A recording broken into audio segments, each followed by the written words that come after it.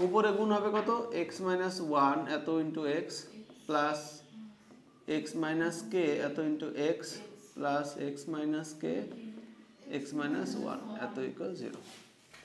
আচ্ছা, তাহলে নিচেটা বেশি পাঠিয়ে দিলে উপরে থাকে x into x minus 1 x minus k এত ইন্টু এক্স, তাই না, plus x minus k x minus 1 x minus 1 এত ইকুয়াল 0।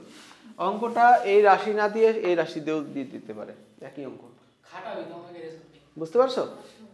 এখন গুণ করে নাও, আদর্শ আকার বানায় নাও, গুণ করে নাও x square minus x minus plus x square minus k x, এটা দ্বারা গুণ করলো x square minus x minus k x plus কে।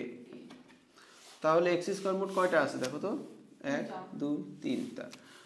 আচ্ছা, 3টা থাকলে 3x স্কোয়ার।